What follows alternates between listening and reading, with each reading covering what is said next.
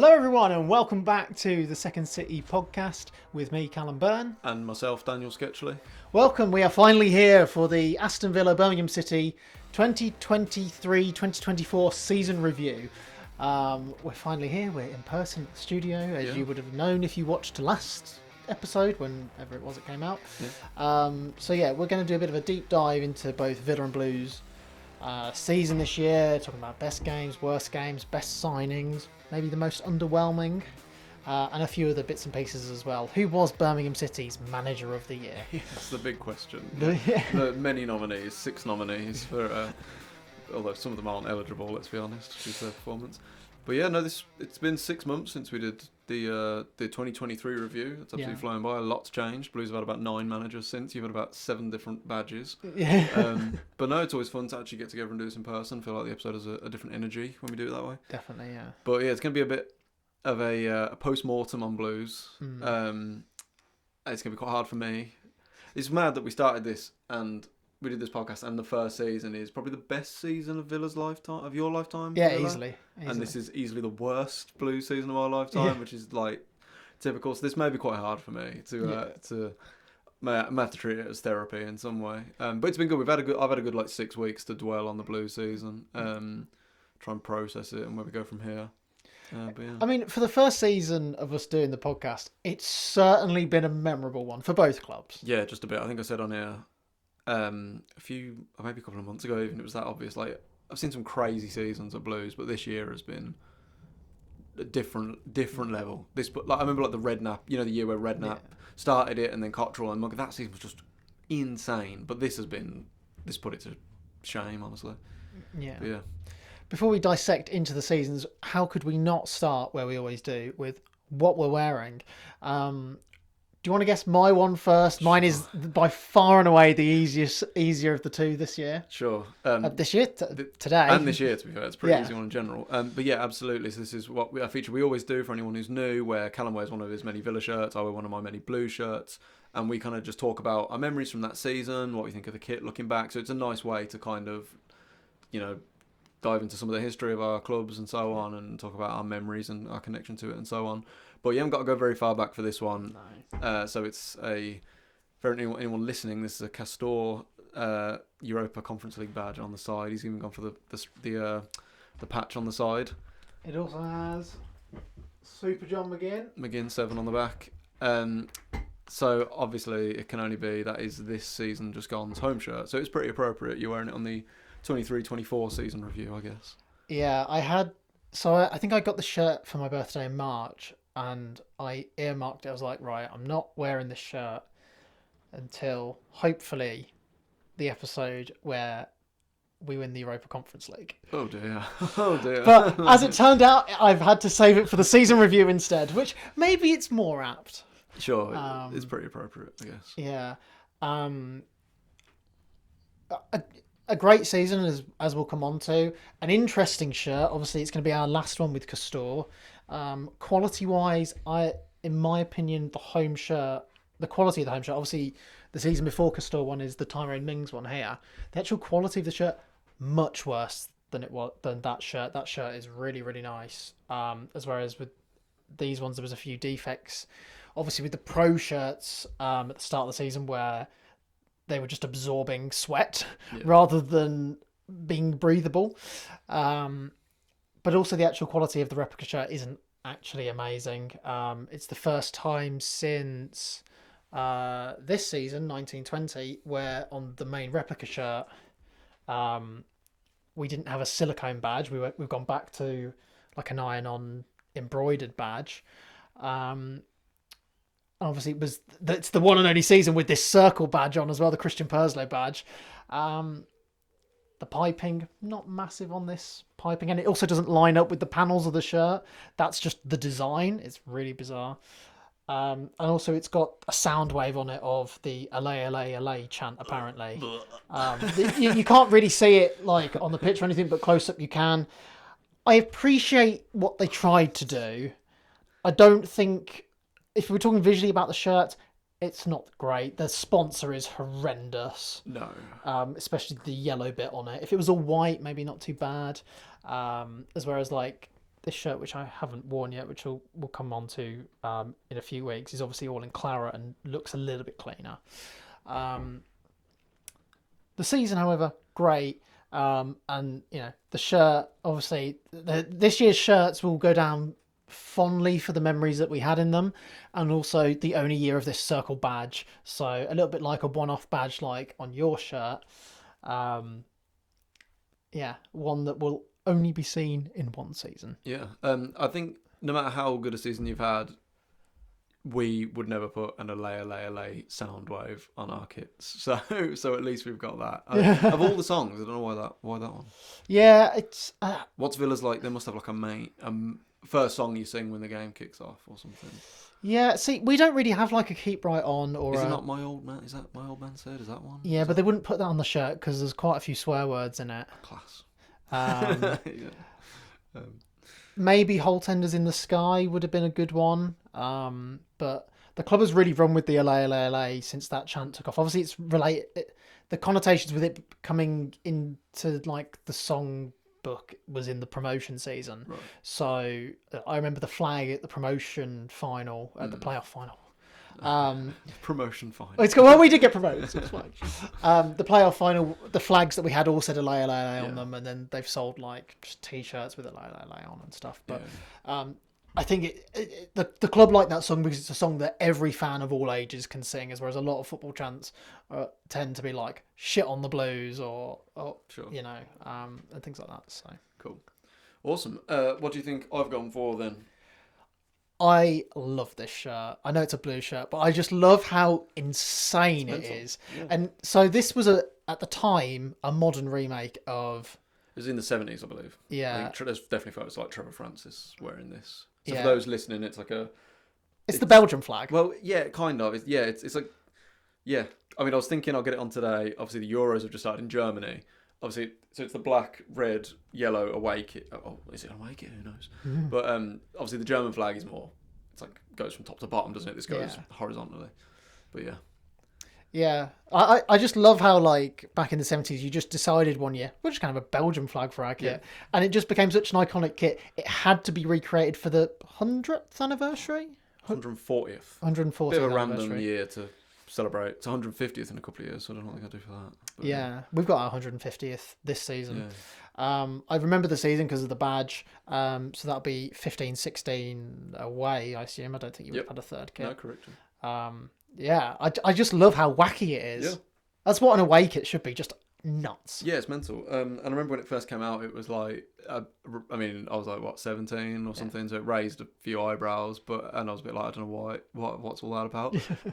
Almost 10 years on, I think it's wicked as well. Yeah. Shout out to Pierce for lending me this one. And I think as well, the fact that the season was so good. I say so good, like we haven't had as good a season since this was Rowett's only full season with Blues, and still lost the second City derby. Well, yes. I think I wore the home kit from this season's great as well. It's the obviously the kind of sash kit going across, and then it's got the names of it's our logo. It is, yes. It's in our thumbnail. Yeah, absolutely. I'm wearing that one. I think I wore it on one of the very first episodes of the podcast. And it was Rowett's only full season as Blues manager. We finished 10th in the championship, but that's actually a little bit misleading because I think as late I should say, as about mid-March, we were like 7th in the league or something, and we were around the playoffs all season. I think in November we won away at Bolton 1-0. Paul Robinson scored a header, I think, to win it 1-0 for us, and that put us like 2nd in the league or something. We had a really good start to the season, and with limited resources, I think it was just Rowett at his best. He really got the best out of a group of players that were maybe punching above their weight a bit, but the belief was there for so much of the season that we could seriously achieve something. Yeah, we did lose the second City derby, unfortunately, which was a huge shame. I remember I just started uni that week, and it was on. To our worst ever team. I know, it's embarrassing. We were the better team as well. Yeah. I'd absolutely maintain. I think Magoma, who just signed for us, missed a 1-on-1, which would have made it 1-1. But let's not dwell on that. But yeah, Magoma came in, and then my like one of my favourite Blues players ever. He was only with us briefly. He did come back a few years later, but again, only for a brief spell. John Terrell this season was an absolute joke. We got him on loan from Arsenal, and he was just like, not on this level, obviously not as good, but like you hear about when like Dougarry went in at Blues, and he was just like a really technically was just a level above everyone else. Obviously, I'm not saying Terrell was as good as Dougherty. Obviously, he wasn't. But at that, in comparison, like Dougherty went into a Premier League team, was that level above. I think Terrell was kind of like that to our Championship team and the level of players we had at the time. I think he was just technically a cut above everyone else. He scored an amazing goal at home to Ipswich in a 3-0 win, a volley. We had another great away win at Derby, 3-0, where Kifton Bell scored an unreal volley. And one of my favourite memories from this season was at home, opening day of the season, we beat Reading 2-1. Terrell scored the second one. David Cottrell scored the first one, so I'm not going to talk about that too much. And then Thomas Kuszczak saved a penalty on his debut in the last minute. He'd had a really shaky game up to that point, but yeah, saving a penalty on your debut in the last minute to win it 2-1. Just a really fun, solid season. We haven't really had one like it since. But yeah, 15-16 away. Iconic. Come on. Very much iconic. Before we dive into the season review, you can vote for us on the British Podcast Awards in the Listener's Choice Award. We're not expecting to win it, but please vote for us. Yeah. You just go on to the British Podcast Awards. The link's in the description. Select Listener's Choice Award. You search for the Second City podcast and submit your vote, and then you'll get an email just confirming your vote. So yeah, please vote for us. Yeah, that'd be lovely. Thank you so much to everyone who does in advance. That'd be wonderful. But yeah. Season review. Yeah, let's get into it. 23-24. You think back to that first game, feels like a long time ago already, don't you think? Yeah. Well, Villa were nice and apt, and they bookended the season with conceding 5 goals away from home. Sure. Well, maybe we should start there then. Should we start with a general season wrap-up grade and rate the season? Should we start with Villa? Yeah, I want to say 10 out of 10 season. I'm not going to. I will give it a 9 because I think a 10 out of 10 season would have seen us lift the Conference League. And it is very disappointing that we didn't make the final of that. I know I understand the reasons why we didn't. We ultimately had too many injuries and we weren't good enough in the semi-final. But a 9 out of 10. If you just genuinely, we obviously didn't do predictions before we started the podcast. We have some in our friendship group. We always have a list of predictions, and we will open that envelope when the Euros are finished. I'm pretty sure I had us to finish about 7th again.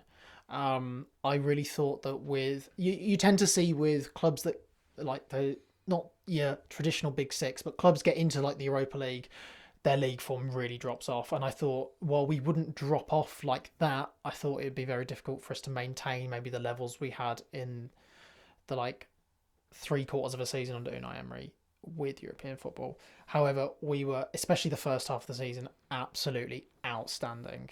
And we should have really been top of the league at Christmas had we not blown that Sheffield United game. A little bit unlucky with this VAR decision, but like the first half of the season, we were genuinely absolutely amazing.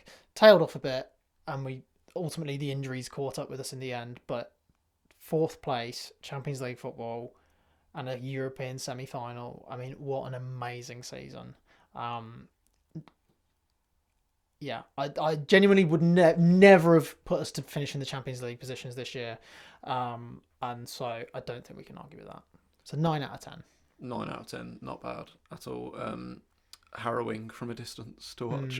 You're not getting the Conference League was like the one saving grace. And we didn't win we weren't top of the Premier League either at Christmas. No, but I mean, you say you had you down to finish about 7th. Still, that would have been a very good season. Yeah, still. It would. Yeah. So to get into the Champions League, I think as well, it's been a bit overblown. Like obviously, teams like Spurs dropping off and Man United and stuff. They're still insane level of quality in those upper echelons of the Premier League. So to finish 4th, annoyingly, it, for me, is a very positive season for you. What about? I mean, how low is your grade going to be? Obviously, I've had a few. We're recording this about six-ish weeks, just over after our season ended. Similarly, our season predictions, I think I had us to finish about 12th or 13th, and some people had us even higher. Some people thought. I think I had you. I think in our predictions, I had you in the playoffs. Wow, really? With good reason though, because you just had the takeover. Yeah. The feel good factor was very much back at Birmingham City, and I thought, obviously, we do our predictions really early. We tend to do it around this time of the year. Yeah. And you just had the takeover. I thought John Eustace had done a good job the year before. Yeah. I thought maybe the feel good factor and like a St Andrews would be a very difficult place to go with this great feel good factor. The good times are back. I thought you could you always see that one. There's always one club that there's always one or two clubs that can be down near the bottom of the league, and then all of a sudden the next year are flying. Like Huddersfield did it one year where they finished like just outside the relegation zone, made the playoffs. Barnsley got into the playoffs the other year, and so I thought maybe this would be the year where for years I've predicted Blues to go down, and so I was like, I'm not going to do it because they never do. And here we are. Yeah, kind of similar. I mean, exactly what you're saying. The wave of positivity at the start of the season, we had the takeover, and to be fair, that has, in my opinion, has maintained a lot of that off the pitch positivity has been enormous. Like this, I mentioned earlier about what a freak of a season it's been. Yeah. Because it really has been. We started the season unbelievably well. I genuinely will never forget that Leeds first home game. That was unbelievable. Tom Brady was part of the setup and came to watch Blues. Like, I don't know anything about the NFL, but Tom Brady, even I know who Tom Brady is. Yeah, there's some sportsmen that transcend their sports. Yeah, completely. And he's one of them. When 1-0 Duke scores a penalty in the 93rd minute, 91st minute, whatever it was, absolutely unbelievable. And seeing St Andrews go from this like derelict building site at the start of the season, completely run down, already, it's back open. It feels there's an energy again. The crowd were unbelievable. So that was all amazing. Then as the season's gone on, obviously they've announced huge plans for a sports quarter, a new stadium in the next 5 to 10 years. It's a hugely exciting future at Blues. And yet on the pitch, everything's gone wrong, let's be honest. Yeah. For us to stay up like year after year after year under some awful managers, let's be honest, and awful ownership where we had no right to stay up whatsoever. We've stayed up before on like 44 points in the Championship, which is unbelievable. For this to be the year we went down is harsh, is cruel, but we deserved it ultimately. We were really poor. Eustace had us in a really good place. He was there for the first 11 games, I think, and got 18 points from them games, and I think we were sitting 6th or 7th in the league at the time. Obviously, I think you were in the playoffs. Yeah, we were, and the club decided to make a change, and obviously Wayne Rooney comes in. And obviously on this podcast, I obviously didn't agree with getting rid of Eustace, but I backed Rooney. I was like, this could work, and I hope it does, and I think we could do a lot worse than get Rooney in. And obviously for people of our age, Rooney was like the man. When we were kids, Rooney was the man. So to have him as like the Blues manager... Obviously with the build-up to the Euros as well, I've been seeing some comps of Rooney at Euro 2004, and you forget how amazing he was. Yeah, he was a joke, absolutely. Especially at that age, he was unbelievable. And so I was trying to be optimistic about that. 15 games later, he's gone. It's a complete disaster. Everything that could have gone wrong did go wrong. Then we bring in Tony Mowbray. Seems to be a really positive appointment. And unfortunately, he has to step down for medical reasons. And unfortunately, obviously, has to step down completely. Like, looked like it was going to be a temporary thing, ends up being permanent. Mark Venus takes charge of a few games, just isn't the man for the job. And then we end up bringing Gary Rowett back for the last 8 games. Steve Spooner even took charge of a game as an interim in there as well. So we had 6 separate managers take charge of a game this season, which is absolutely unheard of. I do not know any other club that has ever. Not even Watford have managed that. No, that is completely crazy, completely unheard of. And for all the optimism and positive new signings, we have made some regretful decisions have been made with the manager. Some of the signings haven't worked out. A lot of them have, but a lot of them haven't. And I feel like time's just caught up with us. We just weren't.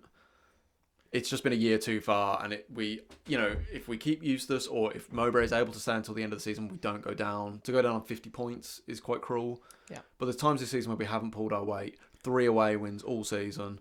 I think and out of you have 23 away games, we won 3 of them. We were the only team not to score against Rotherham this season, who finished bottom with a near record Championship points tally. We scored 19 goals away from home this season. That is relegation form. We can't argue with it. Chopping and changing of the manager and the playing staff. It's just inevitable. And the system. It's just completely inevitable. Like, we know even from jobs we've done, if you keep changing manager, you get a bit confused about what's going on. Imagine what it must be like as a footballer. It must be like... Especially because you'd say all 4 of the permanent managers, they're 4 very different style of manager. They all play different football. Yeah. For them to not learn from the Rowett-Zola thing in 2016, where Zola comes in mid-season and tries to change everything and it doesn't work. to do that again with Rooney. I know we didn't have quite the influx of players. Well, obviously Rooney didn't sign any players. Zola had this bizarre situation where he had a load of new players come in. So we didn't have that, but they were clearly trying to change everything mid-season. It was never going to work. And it was completely unsustainable. And yeah, it's just a huge shame. But with everything going on off the pitch, I am optimistic for the future. It's much better we went down now than a year ago before, or 2 years ago before the takeover. But this is the thing. Our home form alone probably would have, if we'd replicated that across the whole season, we stay up comfortably, you know. But this puts it into context. All the managers we had this season, so Rooney had 15 games, Venus had 6, and I'm not blaming Mark Venus, by the way. He only took charge as an interim whilst Mowbray was off sick. He's never been a permanent manager, a first-team manager. He was never meant to be, and he clearly never wants to be. So, but between them, they took charge of 21 games, so effectively half the season. Between them, in them games, we picked up 11 points. That means the rest of the season, you've got to pick up like 40 points.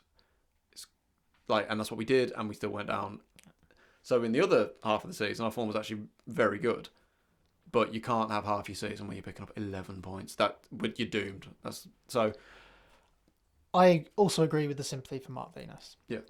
And I think what we've seen this year with Blues, with this new ownership and the American ownership, is they've still got quite a lot to understand in terms of football. Yeah. Is Craig Gardner still there? Yeah, he is, technical director, I believe. So, interesting to know what sort of impact and role he has, because he ultimately has to be the football brain behind the new ownership. Yeah. Look, the Eustace Rooney gamble, it could have worked. You saw it at Southampton with Nigel Atkins and Pochettino. Everyone thought it was ludicrous, and that worked out a treat for them. Yeah. The thing for me that was criminal was giving Mark Venus so many games. And I know he wasn't meant to, and I know they probably didn't want to upset the apple cart with Tony Mowbray by getting an interim in. But from the outside looking in, they would have known very, very early on how likely it was Tony Mowbray was going to be back. And after the first 2 or 3 games where the results weren't there and you were sliding down the table, ultimately as the ownership, you've got to bring someone in. And I think had they brought Gary Rowett in 3 or 4 games earlier, you stay up. I 100% agree. Yeah, 100% agree.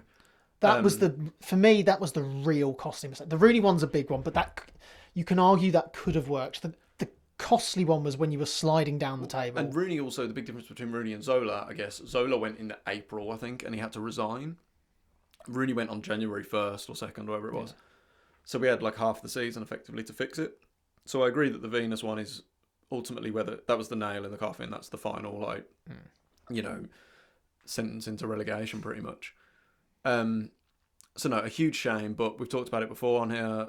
Going down to League One in the situation we're in, it is not the end of the world.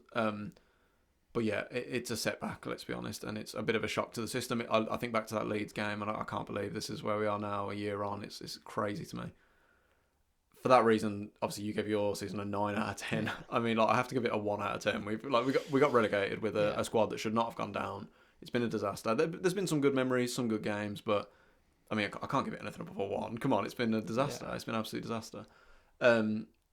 So yeah, what a contrast of emotions in this room, but in the studio. But yeah, that's my summary of our season, 23-24.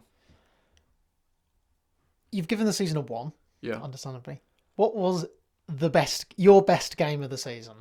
Not necessarily one that you attended. Sure. But what was your favourite game of the season? Well, it will be a game I attended because I went to almost every home game this year. I went to a few away games, but none that we won.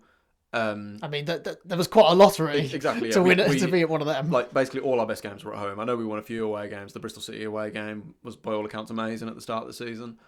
But there's a few contenders. I mentioned that Leeds game was unbelievable. That was an absolutely incredible home game. Tom Brady there kicking it all off. It was amazing and looked like a really positive start to the season. I will say towards the end of the season, Rowett came back. We beat Coventry 3-0 at home. Sunjic scored and kind of visibly got emotional, obviously knowing he probably was going to leave at the end of the season. That was a really great game to be at, and at that point, I think we had 3 games left after that, very much looked like we were going to stay up. Maybe my favourite, though, it's that or the Leeds game, but the West Brom home game, which was Rowett's last. Eustace. Sorry, Eustace's last game. So I've had so many managers, I can't even remember anymore. It ended up being Eustace's last game. It was the last game before an international break. And we beat West Brom at home 3-1. Very lucky because we went 1-0 down. And then I think we got a penalty to make it 1-1, which Bakuna scored. Never a penalty in a million years. Really lucky. And then Dion Sanderson scored to make it 2-1 before half time. And it was just a Friday night. Fireworks were going off. Under the lights. Under the lights. Live on Sky. Great atmosphere.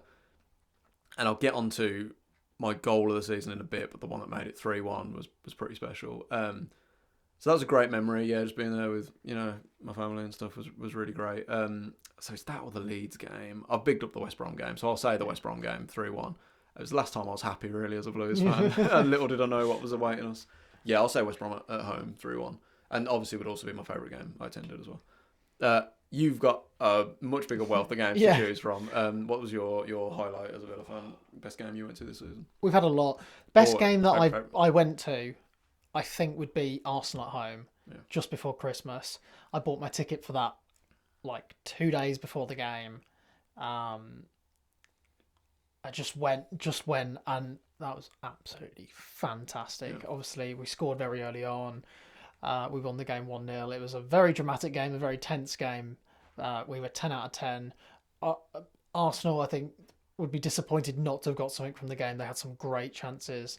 But at that time, we'd just beaten Manchester City, which would be the best game of the season. Yeah. We absolutely outclassed them. They had 2 shots in the whole game, and they were in the space of 10 seconds of each other in the 10th minute. Yeah. I've never seen an Aston Villa team play like that. And to be I remember just watching us going, oh my God, we are so good. Yeah. Those games don't come around very often. And I know we've had a great season, had a lot of good games, but, that's hard to replicate. I think the only other one that might come close was Arsenal away. Obviously, we've done the double over Arsenal this year, which is incredible. Yeah. Where we maybe had our backs up against the wall in the first half, although I think Watkins hit the post. And then we just did a job on them in the second half, especially late on, 2 late goals, 1-2-0. And it very much seemed like we were on our way to the Champions League then. Yeah. So those 3 games, obviously the European games were all great, apart from one that we'll come on to. Sure.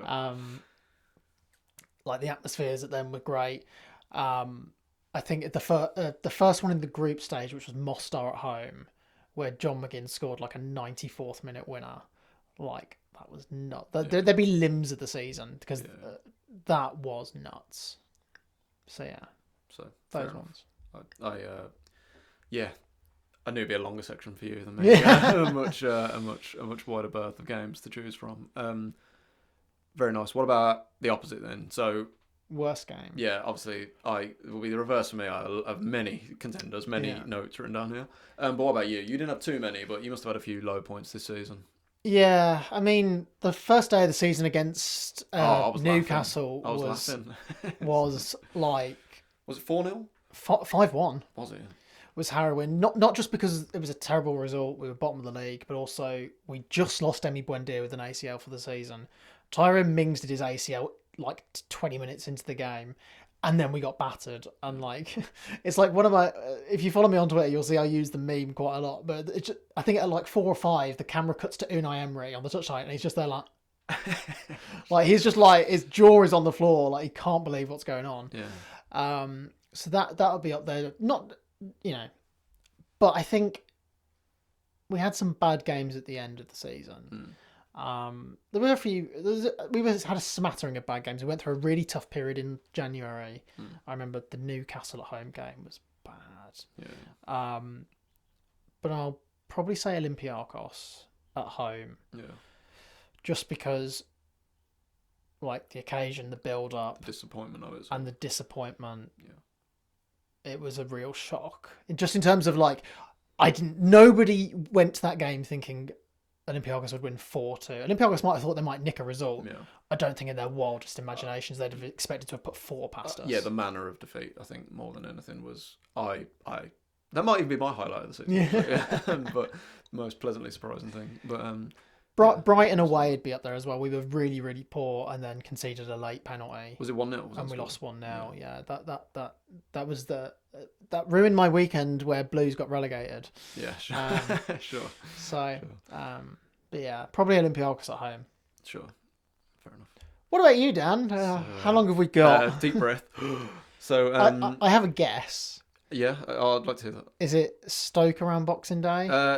That is genuinely the worst. Yeah. What makes you say that? Did I go on a rant at the time? I remember being in this office Yes. doing the season review, Just and I happened, think it was your worst game of 2023. Yeah.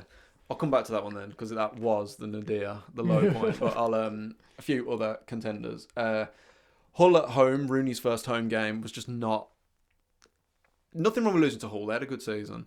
We lost 2-0. It was just the manner of it. It was Rooney's first game. I was trying to be up for it and excited for it, and people just weren't having it. And I'm not blaming the fans, but we were poor. Longello had a terrible error for their first goal. It's just not how you should start a new manager's reign, and I should have known from that point we were doomed. Coventry away, we lost 2-0. I went to it. Cost me like 40 quid. I got free parking, which was nice. But a Friday night game at the Rico, we were diabolical. We were absolutely dreadful. Could have been 4. We were absolutely poor. Just after that Stoke game, which I'll come back to, we played Bristol City at home and drew 0-0. And it was Rooney's last home game, I think, and it was the worst game I've ever seen. It was absolutely dreadful. And I think because we'd got battered in that Stoke game, I think Rooney's tactic was like, oh, just get a draw, just play it safe. But it was the most unadventurous, dire. And normally people are still up for that, like, between Christmas and New Year game, like 28th or 29th of December, and people are still up for it. People are, in that holiday vibe. And we were awful. We offered absolutely nothing. I should have known the writing was on the wall. 1-0 against Middlesbrough, which was towards the end of the season. Alex Pritchard gave the ball away terribly, and Riley McGree, who left Blues a few years ago, smashes one in from like 30 yards. I think the hosts of the Keep Right On podcast, the Blues podcast, they described it perfectly. They described it as chilling because it was when relegation became like, okay, this could actually happen here if we're not careful. So that was diabolical. And then a kind of joint honourable mention before the Stoke game, the 2 Rotherham games were... The away one towards the end of the season, I think, was fatal in us getting relegated. We scored and then the goal was ruled out for offside. That was a huge chance for us to rescue our season. We got it... I'm not blaming Rowett for us getting relegated because he's absolutely right when he says relegation happens over 46 games, not his 8 games. But we got that completely wrong. Ollie Burke hadn't been seen in the squad for months, and then he starts on the right wing and had to be subbed off at half time. He was that incompetent. Not blaming him either solely for us getting relegated, but that it has to be... We got it completely wrong. That was a chance to save our season and we blew it. But even worse was the home game. It was just like so bad on every level. And again, Tom Brady came over for it. He came over they probably thought, well, we'll beat Rotherham. They're the worst team ever. And we drew 0-0. And if it wasn't for Dion Sanderson's goal line saving, like kind of dive to, I think he like chested the ball off the line because Ruddy had given the ball away and was off his goal line. Rotherham are the worst championship team ever, basically. And they genuinely should have beaten us about 3-0. It was awful. Yeah, but the worst was that Stoke game. On Boxing Day, I remember like saying to my uncle at the game, I was like, 2024 is going to be a record for number of goals we let in unless we change something now. And I wasn't saying get rid of Rooney, but I was saying like something has got to change here because this is going to be... I think, I can't remember, I think were we 3-0 down at half time or were we 2-0 down at half time and then 3-0 down just after? But anyway, 3-1 flattered us. We were absolutely diabolical. And this was a Stoke team that went on to be absolute gash for the rest of the season, let's be honest. Yeah. They had Wesley up front. Yeah, genuinely. We were diabolical. Yeah, and Boxing Day as well. It doesn't bother me when we're away on Boxing Day because I kind of like just sitting and watching TV and eating turkey sandwiches all day on Boxing Day. So then I like got up and went to the game, drove into town for it, and we were tragic. We were absolutely tragic. So that'd be my worst. 3-1 against Stoke was awful. Yeah. Maybe in lighter hearted news. Yeah, sorry, that was really like it was just me venting for 10 minutes there. But, who would be Birmingham City's manager of the year? Okay. So and the nominees are... So we had 6 managers this season. So we had John Eustace for 11 games. Steve Spooner did 1 game as an interim. Rooney had 15 games. Mowbray came in for 6 games in the league, 8 in total. Then Venus came in for 6, and then Rowett came in for 8. So unfortunately, Rooney has to be the worst. It was a complete disaster. Steve Spooner only did 1 game, and we drew it away in the FA Cup, so I can't really judge him. That must put him higher than Mark Venus. Yeah, it does, sadly. Yeah. But again, no, I don't want to blame Venus too much, but he was like, I've seen this comparison made before. He was the supply teacher and the class messes about, that was what it was. But yeah, so probably Rooney last, then Venus, then Spooner somehow, and then the three that can leave with some dignity. Rowett got 11 points from 8 games. His form across them 8 games would have kept us up across the season. We actually had a really good win at home to Coventry, which I mentioned earlier. We had a great win against Preston. Obviously, we won on the last day against Norwich. But again, that Rotherham game and then the Huddersfield game the following week, we blew it, man. We drew both of them. I think if we'd won one and lost one, could have been the difference. But yeah, that Rotherham game, we blew it. The two, obviously, Eustace got 18 points from 11 games. It was really positive. I know style of play wasn't amazing, but it was a really positive time, and we had a bit of a shaky run before them Huddersfield and West Brom wins. But no, he obviously he's at Blackburn now. I wish him well. I think he'll have a good career as a manager still, and it's like the Rowett thing when he first left. What could have been. Mowbray got 10 points from his 6 league games, but not only that, like just the style of play and the energy completely changed around the club, and obviously it's a huge shame that he's had to leave on medical grounds now. My manager of the year, I'm going to give it to Mowbray. But Eustace a very honourable mention. But no, Mowbray, I think it was brief, but I think he would have been really special at Blues. I really do, and I know I'm not alone in thinking that. It's what could have been. Yeah, completely. But obviously, we've said before, he's made absolutely the right decision to step away. But yeah, Mowbray is that Sunderland game where we won 2-1 and turned it around and won, and then I think we beat Blackburn at home the same week. If he'd stayed the whole season, we wouldn't even be close to relegation. I have no doubt about that. So yeah, I'll give it to Mowbray. Yeah. If we're on the comedy front, you obviously had one manager the whole season, but something you've had many things of is badges. Yeah. I'm so sick of hearing about it. So let's put it to bed. Yeah. What's going on? What's the best Villa badge of the season? Why have you changed 95 times? Like, it's so confusing. It is. So we'd been planning the new badge. Christian Perzo wanted a new badge. The fans voted for this circular badge to move away from the Randy Lerner shield. Christian Perzo left almost to the day a year ago. Chris Heck came in, didn't like the new badge. Right. And it was only on the kits because it was too late to take it off them, which is why it's an iron-on, I think, rather than a proper embroidered badge. He designed his own badge, which is basically very similar to the badge that had come before. The same, yeah. But a few tweaks here and there. Not massive on it, but I think on the kits, I'd imagine on some of the kits they'll drop the shield and it'll just be the free line and stuff. Yeah, it's a bit of a mess. I love it when they announced the new home shirt that they said they kind of changed the wording and said, we're going to see how this circular badge does and see if it has the global impact we want. Obviously, because they only half-arsed it and only put the badge on the kits and didn't change any of the social media or anything, it was never going to have the global impact. Sure. So, yeah, it's a shame because I actually think it's a quite nice badge. I understand the limitations. I understand it looks a bit like Chelsea's badge. There's elements of it I do like. I love the new lion on this one. But yeah, I'm not massive on the new badge.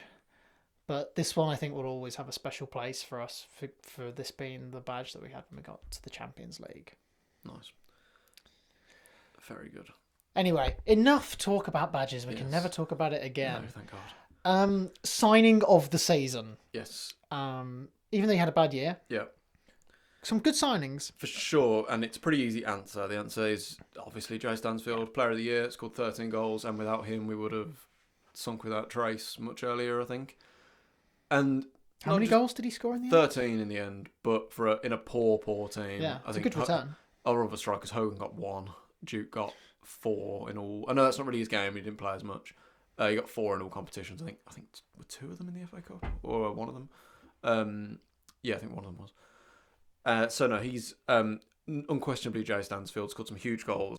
His goal against Plymouth in the 96th minute, I think it was, on his debut, was absolutely unreal. Scored a brilliant goal away at Preston. Unfortunately, we lost that game, but it was a terrific goal where he absolutely sat the defender down and finished top corner. As I say, without him, we would have gone a long time ago. But more than just his goals and what he contributed statistically, his work rate and desire was something that was seriously lacking in other parts of the team this season. It must be said.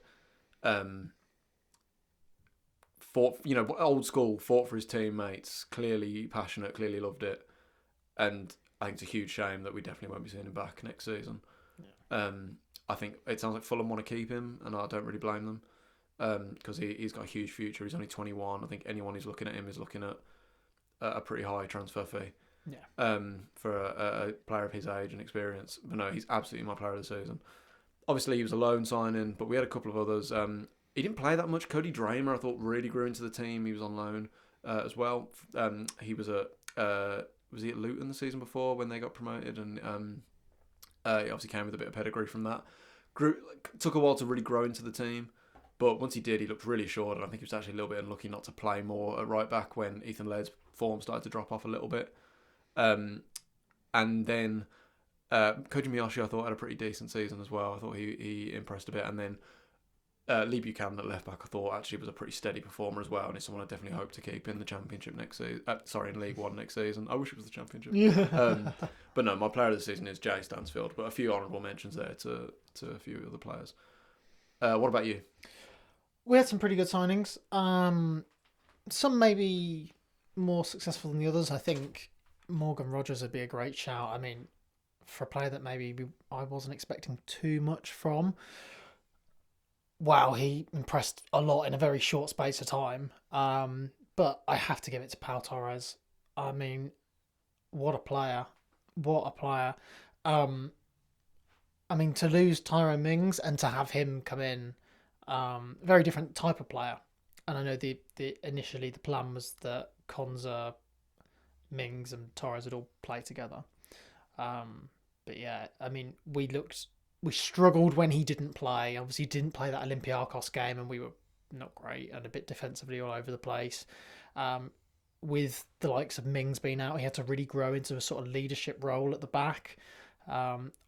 The main thing for me, I cannot believe he's not going to the Euros. Yeah. How is he not in that Spain squad? Yeah, says a lot about some of their perceived strength and depth, I guess. Yeah. I mean, it's great for us because I don't like how players going on international. Like John McGinn's playing for Scotland at the moment, and I can't wait for Scotland to get knocked out because he plays every minute for Scotland. Yeah, he won't be there long, don't worry. Yeah. It's probably already been knocked out by the time this goes on. Possibly, yeah. So as well as the two guys for England aren't going to play too much. So, but yeah, Pau Torres, hands down. I mean, he will probably be on the back of my shirt next year. Like I almost had him on the back of this shirt. I just never got around to getting it printed. So, yeah, really fell in love with him as a player. A player that has had a lot of hype in the past and never maybe got the big move. Yeah. And so really showing what he can do. Yeah. Fair enough. Cool. What section do you want to move on to next then? We could do, in contrast to best player, we could do most underwhelming player or worst signing. Yeah, definitely. Maybe the same thing in some cases, but yeah. Yeah, they could be. Again, I have a much bigger pool of players to pick from. This is I mean, I didn't have high expectations really because I didn't know much about him, but I don't.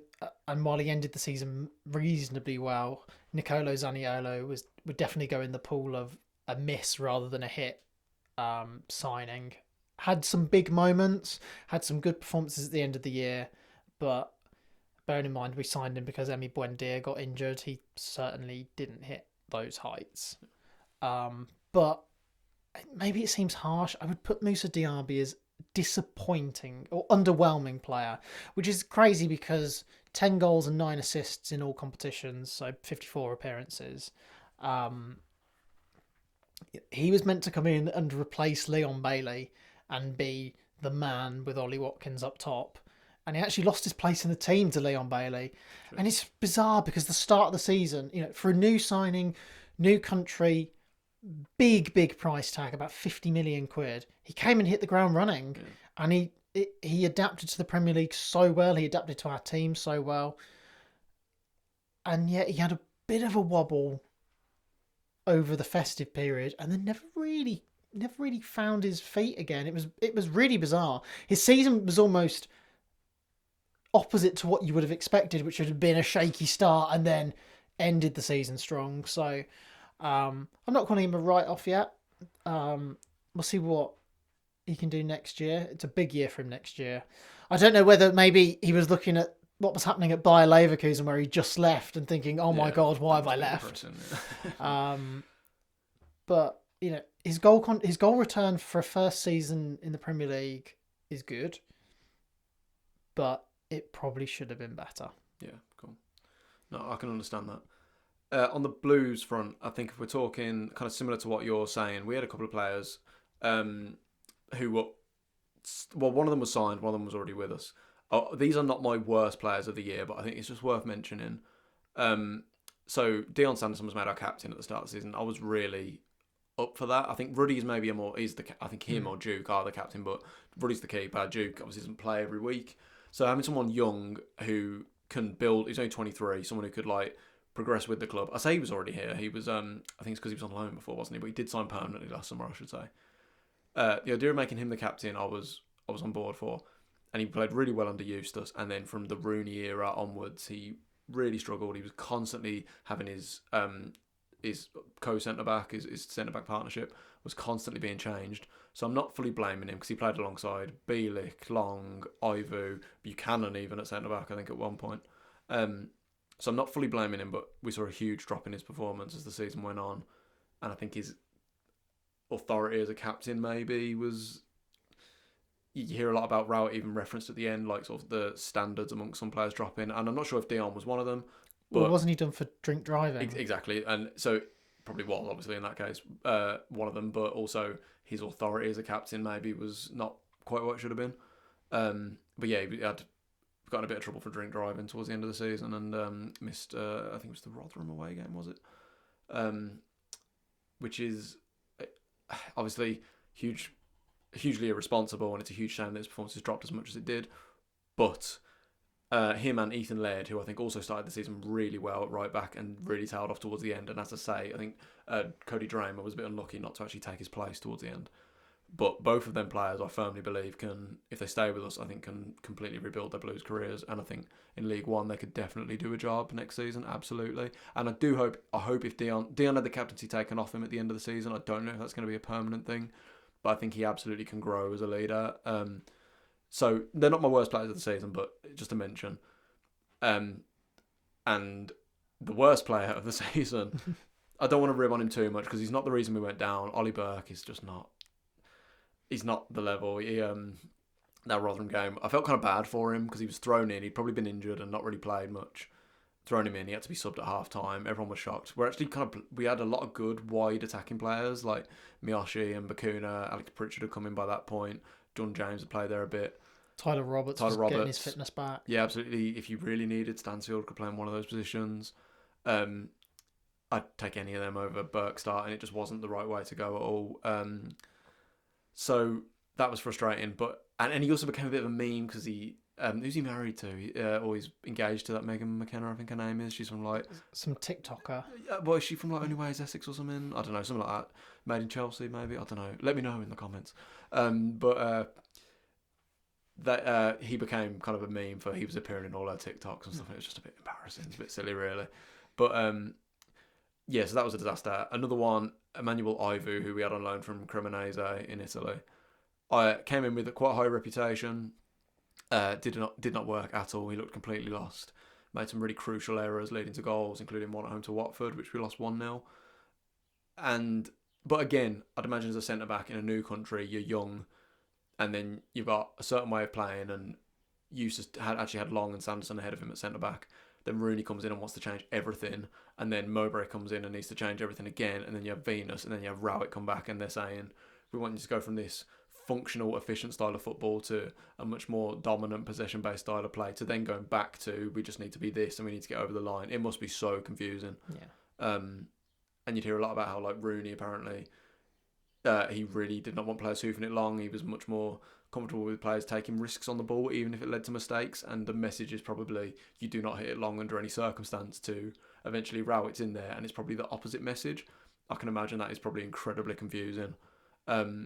So that would be I think he just misses out on my most underwhelming player or worst signing or whatever. And another one, again, he wouldn't be the worst would be Burke, but another one that really underwhelmed me was a permanent signing, Alex Pritchard. I'm just not. I know I just mentioned him. I still would take him on the wing ahead of Burke, but he got a great assist for a Duke goal, I think, away at Hull. But other than that, it just didn't convince me. Maybe in League One he can rebuild and go again. But of the 3 signings we made in January, which were Dazelle, Paik Sung Ho, who was a very good signing as well, I should mention, and Pritchard. Dazelle at least had his moments. Kind of got phased out under Rowett, but at least he had his moments. Peck was a very good signing. Pritchard just didn't really seem to get going for me, so that was disappointing because I think he was a good player.